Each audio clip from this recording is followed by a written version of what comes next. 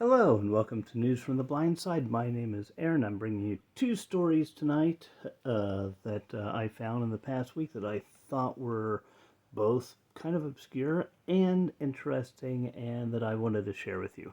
So the first one is from a source called Breaking the Fence by Northrop Grumman, which I know that's, defense industry, whatever. But but it's rated as a very highly factual source. Actually, if you stay within what it is that they do, and this story is about joint exercises between the Chinese Air Force uh, and the Egyptian Air Force. And this is very significant because the Chinese are not generally doing exercises all this distance from China. And Egypt is their military is very closely linked with ours. In fact, I believe they were the first nation permitted a production license for M1 tanks. Now, obviously, we're talking the export version instead of the souped up version that we reserve for ourselves. But still, I believe they were the first to be allowed to do that for themselves, and that just shows how closely we are tied to them militarily, or the other way around, rather them to us.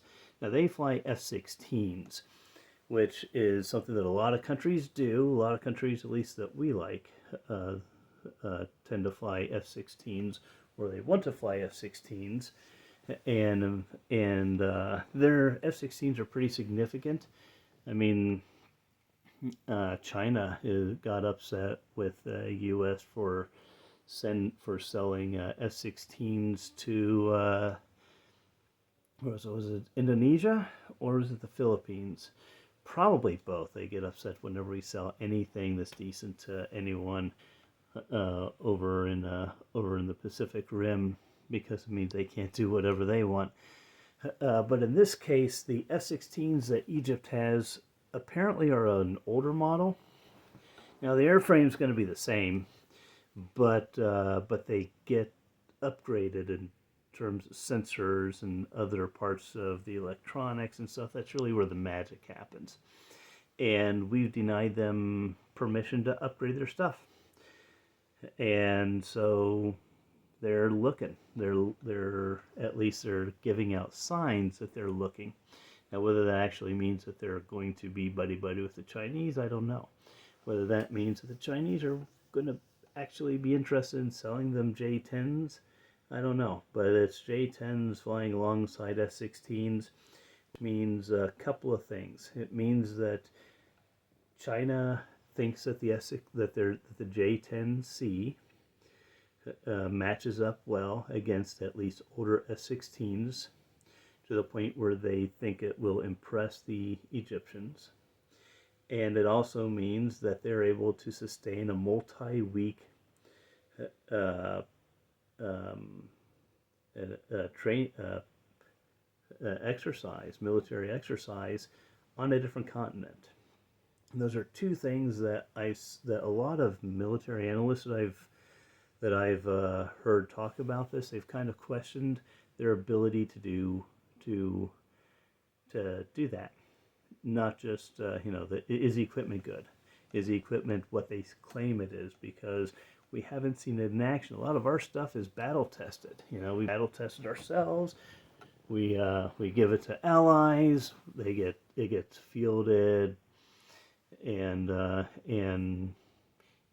we always seem to have a reason to demonstrate our equipment, and our equipment tends to be very understated. Like, oh, there's always all these naysayers, all this doom and gloom over each type of system that's developed, and honestly, I think that that's something the government likes, because then they can turn around and surprise people when, say, in the Gulf War, the Bradley that everybody's been absolutely complaining about is able to just poke holes right through the T-72s wielded by Saddam Hussein. And that's happening as Russia find out that is not a fluke. That is something that the Bradley is absolutely able to do given the right circumstances. And yeah, our stuff is actually pretty good. Even the stuff that we say that we're like, oh, this is horrible, this is horrible, this is horrible. Maybe it is at first, but we make it better over time. And and so our stuff can, we have a track record. China doesn't have a track record as far as their military equipment is concerned. A lot of their stuff have been based off of old Soviet designs that and some of that is still in use in the Chinese military. Not the original weapon systems themselves, but things built on those designs, not really upgraded all that much. But they have this new generation of toys, of stuff that they've been developing, and nobody really knows, is this actually capable of doing what they claim that it's done, that what they claim it can do. And the other thing is, I mean, it's one thing to have them, it's another thing to actually be able to deploy them overseas, to be able to project force with them. And can they do that? That's another thing that I've seen a lot of anime during probably 3 weeks. And 3 weeks of constant flying, there's a lot of stuff, that a lot of maintenance these planes require. That means you have to have the fuel and the parts and the other stuff that goes along with that to support that. You have to have the people, you have to have the support for the people, you have to be able to move everything, you have to be able to move in more supplies as need be. You have to be able to have logistics to do this stuff. And maybe they can use the same fuel as the F-16. I don't know. Maybe it's not as big of a deal as I have been led to believe. I'm not really an expert in this stuff, but I did spend quite a few years moving stuff around, and I know how complex a logistics chain can be and how fragile it can be. And you have to have a lot of confidence that you can actually make this kind of thing work if you're going to put yourself out there like that. So I'm continuing to watch this with interest, just because it has multiple interesting angles. At least I think so. The other one is from Mexico. Now, I don't speak Spanish, I don't read Spanish, but I do have Google Translate, which is very handy for foreign language websites, especially news websites. And I'm going to be dropping a link to this article as well. It's from a source called, I think it's El Diario, and it's about trade with the U.S. Surprise, surprise, and it's specifically about cattle. We don't really hear much about cattle trade between Mexico and the U.S. It turns out it's because it's kind of minor.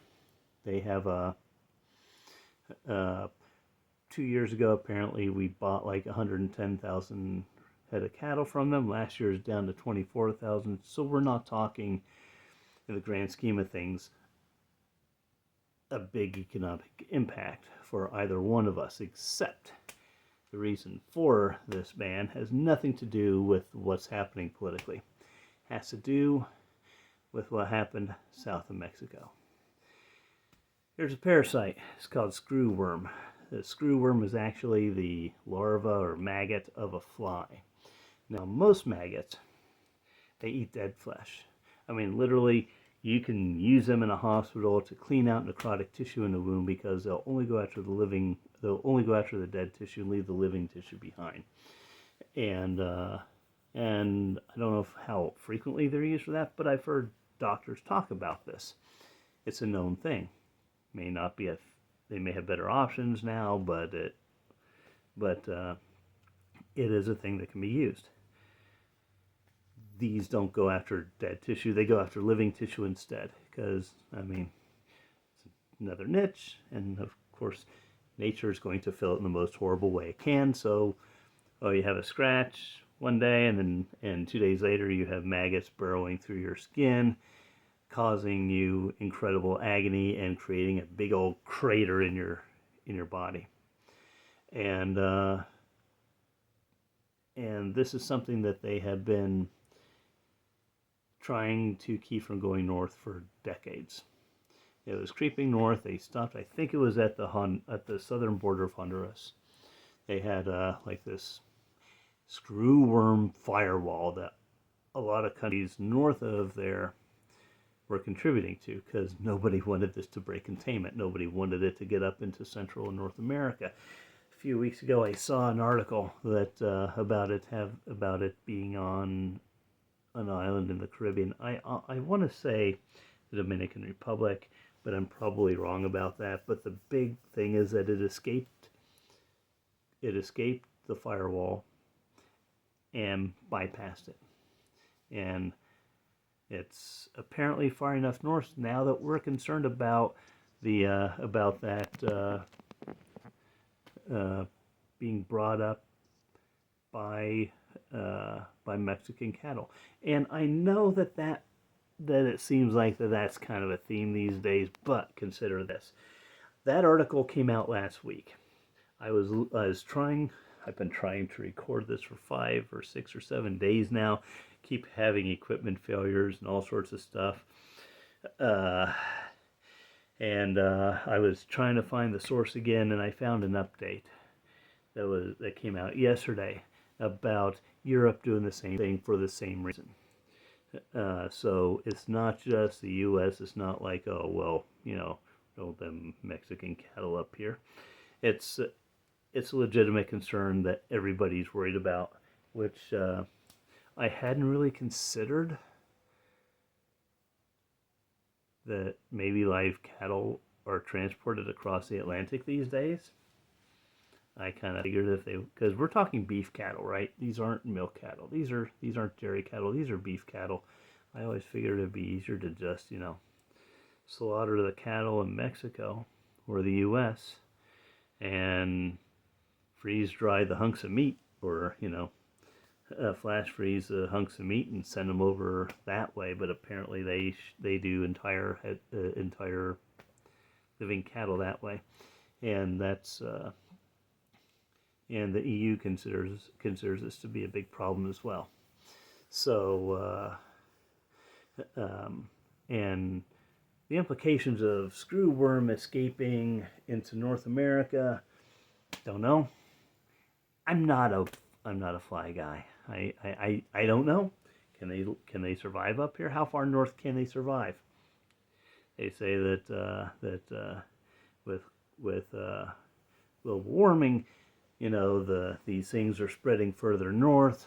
But then it's not just a matter of temperature. There's other variables they may encounter predators that they didn't have, or things that are parasites might adapt to them and parasitize the screwworms, which are parasitizing us and our cattle. And who knows, might be an ugly move for them to come up here, just as ugly as it is for them to move up here. Don't know. If they get into our herds of cattle, what do we do about it? Do we just call them like we call flocks of chickens with bird flu, or we call herds of cattle with hoof and mouth disease? Don't know. I haven't seen anybody give any projections about this stuff, which makes it kind of interesting that we may be seeing it. Because there is one thing that I have seen over the years, that eventually everything breaks containment. If you give it long enough, on a long enough time scale, everything breaks free. And I mean, there are things that you can do against something like a fly. We do things with mosquitoes. On the other hand, people who really, really, really like biodiversity and stuff are more than happy to say, screw mosquitoes. They cause so much pain and suffering around the world. We are willing to deal with that spot in that ecological niche to no longer be filled. Damn the consequences, because they're just that bad. Haven't heard anybody say that about this. It'll be interesting to see what the rhetoric is like if it comes to America. And one of the things, keep in mind that Ebola has been in Africa for decades, at least decades, probably longer than that, but we know decades. Person in the U.S. gets it, picks it up from on a plane or something, comes to the U.S. and is admitted for Ebola, and boom, they start working on a vaccine, they start working on actual treatment with it, and hey, it's no longer the killer that it once was if you're able to have this stuff available to you. And so it'll be interesting to see what happens when if this thing gets up to the U.S. Will there be magically a solution that can be applied to everyone else as well to get rid of this thing? Don't know. It's one of those. I could go either way. Could go either way. That there's no solution for it, and our cattle and deer herds and everything else. It's a good size animal is just like, yeah, gonna be hunted and infested by these horrible things. Don't know. Or maybe we'll suddenly pull out a miracle cure because we didn't care until it got up here. That could be as well. We've seen it happen both ways. Biologicals, things like mosquitoes, flies, stuff like that, though. Man, emerald borer, emerald ash borer. That's something that kills trees. Beautiful, beautiful bug. And they haven't been able to contain that either. So I don't know. We'll have to see what the economic impact of this is. Anyway, thank you for joining me. That's all I have for you. If you think other people should hear about this, give me a like. Give me a subscribe if you like. Honestly, rather just have a like and maybe drop a comment below. Tell me what you like, what you don't like. Tell me how I'm screwing up. Tell me what I can do better. I'm trying to do better. You have a great week. I'll see you next week. Continue being awesome.